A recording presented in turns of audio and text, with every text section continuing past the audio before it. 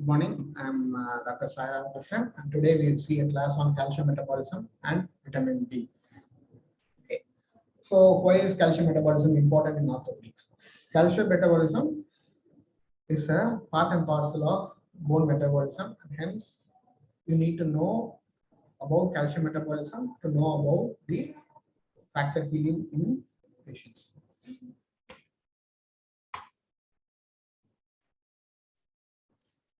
So, blood calcium levels is a very tightly monitored thing. In the sense, if the calcium level is too high, we have a system of responses which will happen, and if the calcium is too low, a set of responses do kick in and keep the calcium in a very tightly regulated manner. So, what are the principal systems which are involved with the management of calcium? The intestines, the bones, and the kidneys are the main organ systems which control the level of the calcium in the blood. The hormones which tend to regulate the calcium are the parathyroid, the vitamin D, and the calcium. Okay, so the interaction between these organ systems and the hormones tend to maintain the calcium in the blood. So, for example, this is how the normal calcium intake is being managed in a normal human being.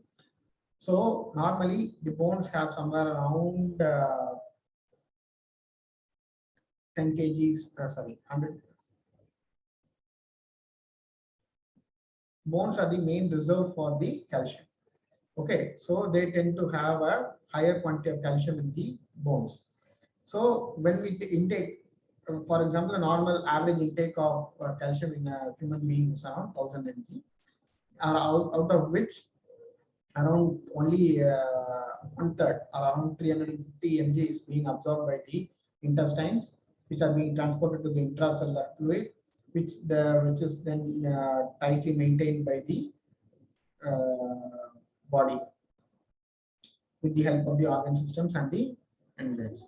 The rest is being excreted in the large colon. The calcium is again being secreted inside the large colon, which is being excreted as feces. Okay, so then the second thing is that the kidneys tend to absorb the calcium from the excrete the calcium from the blood, and it's approximately around 100 mg per day. So as a whole, when you look in the calcium which is being maintained in the body is standard. Whatever you have, if the calcium levels in the body are adequate, whatever you take in as calcium is being sent out of the body either in the form of the feces or in the form of the excretion in the form of urine. So what are the functions of the calcium? The main function of the calcium which we think of is the bone mineralization. But there are further more important things for calcium, like activation of clotting factors, the muscle contraction for your day-to-day muscle activities, and it helps in metabolism with acting as a cofactor in enzymatic reactions. It helps in the nerve conduction, and it also helps in cardiac contraction and hence the cardiac function as a whole. So let's come to vitamin D. How do you get vitamin D? Vitamin D is naturally synthesized in the body by the help of UVB rays, which converts dihydrocholesterol into free vitamin D3, which is later converted to vitamin D3 by the cells in the skin. Okay, so this is later transferred to the blood and is being always transported with the help of what is called as vitamin D binding protein to the respective sites for further activation. So what are the other sources of vitamin D? It can be either taken as an oral format. If taken by oral methods from dairy and plant-based sources, it is transported by lipoproteins. If it is taken from meat, it is usually transported again vitamin D binding protein, as the meat sourced vitamin D is as similar to the vitamin D which is being synthesized by the human body itself. So what happens is that once that vitamin D is transported by the blood, it goes to the liver. In the liver, it is with the help of 25 hydroxylate, it is transformed into 25 hydroxy vitamin D, which is again transported by the vitamin D binding protein to the kidneys. In the kidneys, the 25 hydroxy vitamin D is again acted upon by 1 hydroxylase, which converts it into 125 dihydroxy vitamin D. This 125 dihydroxy vitamin D, or no otherwise known as calcitriol, is the active form of vitamin D, which imposes all its actions.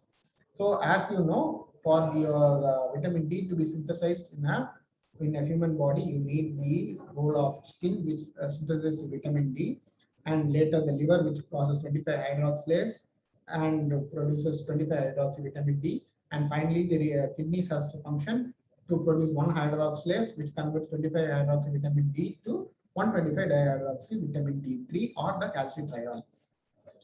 Okay, so that is why vitamin D deficiency do happen in liver failure or in renal failure patients, and hence vitamin D3 has to be supplemented in these patients. So once 125 dihydroxy vitamin D or the calcitriol, which we call the calcitriol, is synthesized from the kidneys, it goes back and acts on the following systems: the bones, the kidneys, the parathyroid hormones, the intestines. Let's see what all effects do the vitamin D3 brings about in each and every system in detail. In the bones, the calcium is like the main mineral which is found in the bone. Along with that, you have magnesium, magnesium phosphates, and all that. But calcium is one of the more important things. So, in vitamin D3 is more important for bone turnover. Okay, bone turnover is nothing but a process of bone formation and bone resorption, which keeps happening in cycles to keep the bone in its own right shape and health. Okay, so this happens from birth till death, and any shift in the sense if the bone formation is more, it causes it has its own disease manifestations, and if the bone resorption is high, it has its own disease manifestations like osteoporosis. Okay. So the skeleton, the human skeleton as a whole, reaches its peak bone mass by the age of around 30. So before the age of 30, what happens is that the bone formation is more compared to bone resorption, and later at around the third decade of life, the third to fourth decade of life, the bone turnover remains at a constant pace between the resorption and absorption, and later on it keeps on the resorption increases and the bone formation reduces. So the skeleton mass, as I said earlier, prior to that, the skeletal mass is increasing and the bone formation exceeds bone resorption. At peak, the two processes are exactly matched. And after the age of peak bone mass, the skeletal mass is lost for the rest of the life. In the kidneys, the kidneys help in the formation of calcitriol with the help of 1 hydroxylase. It increases the tubular response. Since vitamin D3 itself inhibits the formation of vitamin D3 by reducing the expression of 1 hydroxylase. Secondly, vitamin D3 increases the calcium absorption from the tubules, and as I said earlier, in renal failure patients, and since 1 hydroxylase is not produced adequately, we tend to supplement calcitriol in these patients. So again, coming to parathormone, vitamin D and PTH are interrelated in the sense PTH increases vitamin D3 secretion and vitamin D3 inhibits PTH secretion. It's the other way around. Okay, whenever PTH is synthesized, it means that the calcium levels are low. Hence, it simulates vitamin D3 formation. Once vitamin D3 is formed, it counter-regulates the formation of PTH and hence forms an interlinked cycle which controls the calcium in the blood. So in vitamin D3, in intense intestines, vitamin D3 causes what is called as intestinal absorption and increased vitamin D calcium binding protein, which transfers the calcium from the intestines to the blood and to the organs for further utilization. So this is how it functions. So as I said earlier, so once the calcium in the blood reduces, the parathormones are stimulated, which releases the parathormone, which acts in two ways. It stimulates 1-hydroxylase in the kidneys and produces 25-hydroxy vitamin D3 or the calcitriol, and it acts in the osteoblast, increasing the production of the rank ligand. Rank ligand. Okay, rank ligand is then binds with its rank uh, reducer in the osteoclast and converts the pre-osteoclast into osteoclast, which causes bone resorption and increases the calcium in the blood. And the 1-hydroxylase also 125-dihydroxy vitamin D3 also does the same and increases the osteoblastic expression of the Rankel ligand, which activates the pre-osteoclast to osteoclast and increases bone resorption. Again, 125-dihydroxy vitamin D3 also acts in the intestine, as we discussed earlier, and causes what is called as increased calcium absorption from the intestine. This slide represents whatever we have discussed till now, and hence as a summary till whatever we have discussed right now. Okay. Once calcium is inside the blood, it goes into bone mineralization, it processes its own metabolic functions as we discussed earlier, and also for the neuromuscular function of contraction and conduction of nerves. So let's come to parathyroid. Parathyroid is parathyroid hormone. Parathyroid glands are 4 small nodules which are present in the posterior aspect of the thyroid hormone, the thyroid gland, which is located in your neck. Okay, parathyroid is a hormone which increases the calcium in the body. So whenever there is a drop in calcium in the blood, the parathyroid is stimulated. It goes and acts at mainly 2 places. The first site is the bone and the other side is the kidneys. And in the intestines, it acts indirectly through the vitamin D, which is synthesized as a result from the kidneys. So when it goes to the bone, it activates the osteoclast, as we had discussed just before, and causes the absorption of the calcium from the bones and increases the calcium level. In the kidneys, it increases the renal absorption of the calcium, and it increases the secretion of 1-hydroxylase, which increases the vitamin D3 levels.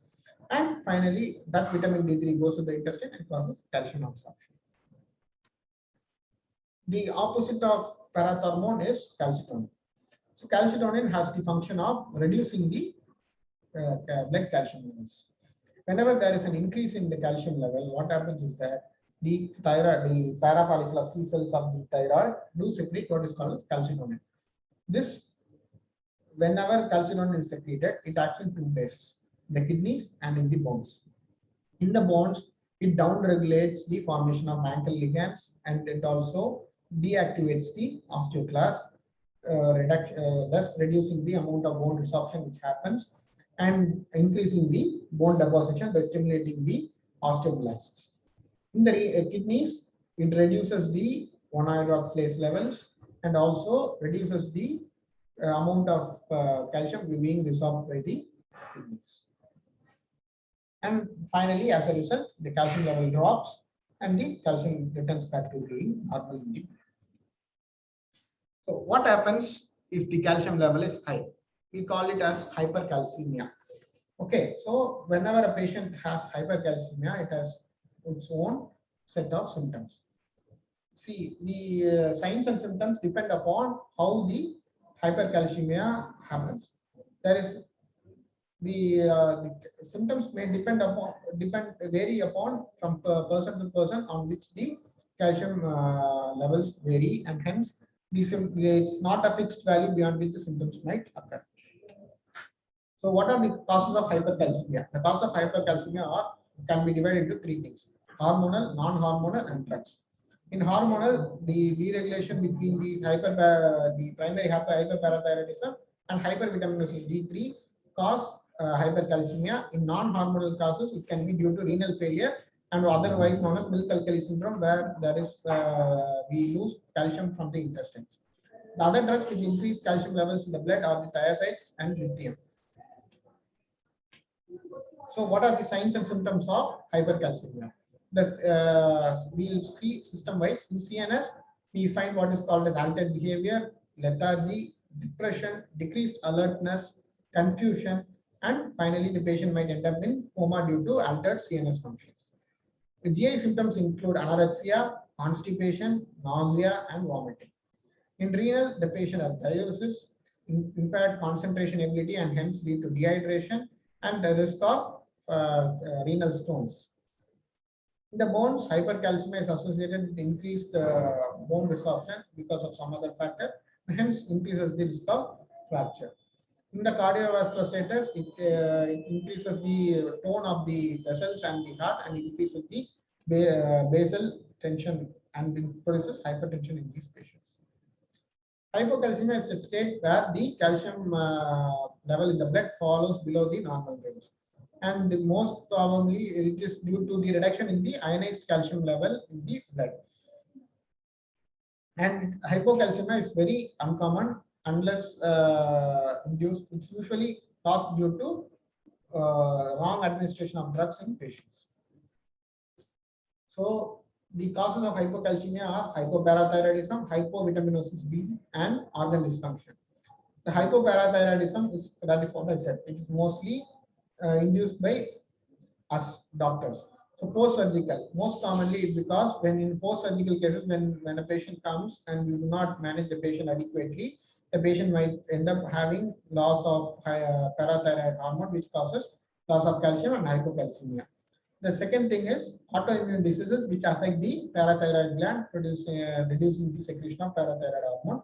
And finally, what is pseudoparathyroidism, which is called as PTH resistant. In the sense, the amount of PTH which is being produced is normal, but the receptors are resistant to parathyroid hormone, which causes hypoparathyroidism.